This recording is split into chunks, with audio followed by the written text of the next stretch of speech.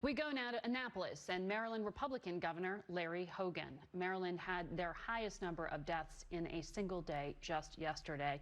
I'm sorry to hear that, Governor. Good morning to you. Good morning. Thank you.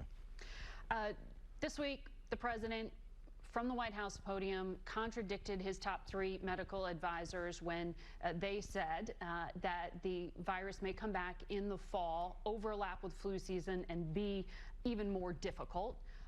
We also had the administration remove a top scientist who'd been working on vaccines because of what he claims was retaliation for warnings about hydroxychloroquine.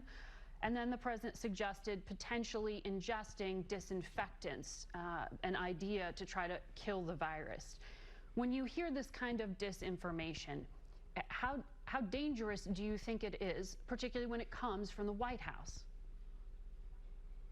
Well, I think it's always critically important for a leader to put out the facts and to be as open and honest and transparent as possible. And that's what I've tried to do as the governor of my state, particularly in the middle of this crisis.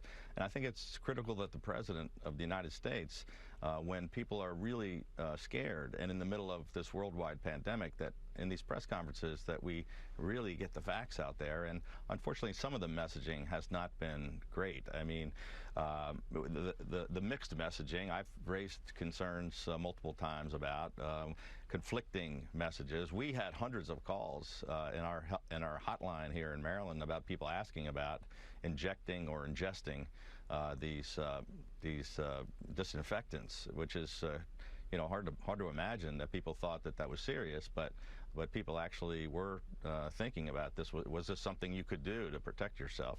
I've been trying to do my very best from the beginning of this crisis. We pulled together a coronavirus response team made up of the smartest epidemiologists and public health doctors in the world to advise us every step of the way. And we've been trying to base all of our decisions on that information, those facts, and to try to get those facts out to the public so that they know exactly what's going on. As you said, your state had to warn residents not to ingest disinfectants. Should the president stop these briefings? Well, I think having briefings to inform the public of what's going on is important. And I think his coronavirus team has really been doing a good job. And there's some really smart folks on there that are providing valuable information. So I'd hate to see that stop. But I think I think you saw a different briefing yesterday where the president didn't take questions. We didn't have a 2-hour-long press conference that went off into different topics. And perhaps that's indicating a different strategy. And I think maybe some of his advisors are suggesting that maybe a different communication policy might be more helpful. I want to ask you about this region of the country. Dr. Burke said that the D.C. metro area, Maryland obviously being part of that, is still having a problem with infections. Why? What is driving this?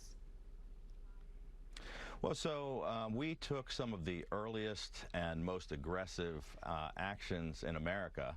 The very first case that we had here, I declared a state of emergency. We were the first to close the schools. We were one of the first in America to close bars and restaurants, one of the first to close non-essential businesses. And so the whole talk we've been hearing about for more than a month now is about trying to flatten and lengthen that curve so you don't have the big spikes. That's exactly what we've been really successful in doing here in this region. That's why we're about a couple of weeks behind places like New York and New Orleans and other places. We have dramatically flattened and lengthened that curve and lowered the numbers.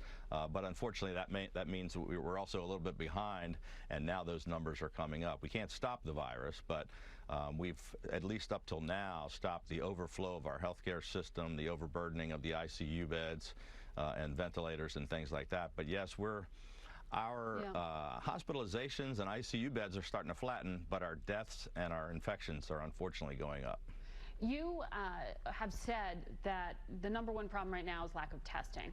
I know you had kind of a unique solution in Maryland. Your wife placed a call to South Korea and had them send kits.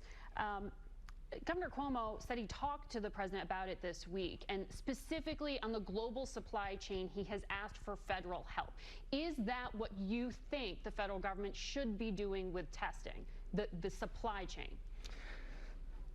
Well, so I'm the chairman of the National Governors Association, and Governor Cuomo is my vice chairman, and we've been focused on a number of things we've been pushing at the federal level, testing being one of the most important.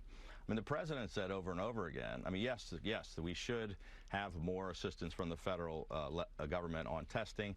I think we finally have driven that message home, and this week, just yesterday, we had another call with the vice president and his team. They've made some progress on making some more labs available, on trying to ramp up production of tests here in America.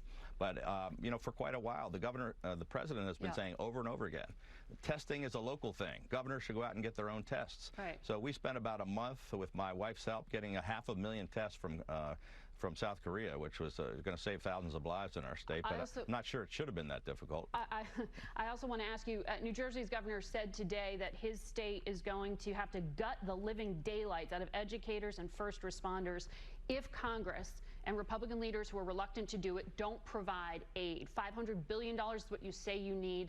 Well, why not have strings attached to that? Why do you need flexibility? Why do you need that amount? Well, so the governors have been pushing for this. We tried to get it in the third stimulus package, and we pushed to try to get it in the 3.5 stimulus package. There's tremendous bipartisan support for this. Nearly every governor in America supports it, both Republicans and Democrats. We've had numerous conversations. I have personally with the president and vice president, with Secretary Mnuchin, with Senator McConnell, with leaders on both sides of the aisle in the Senate and the House. I think we're making real progress. The president has committed several times to try to help the governors in the states in the fourth stimulus package. Vice President has as well.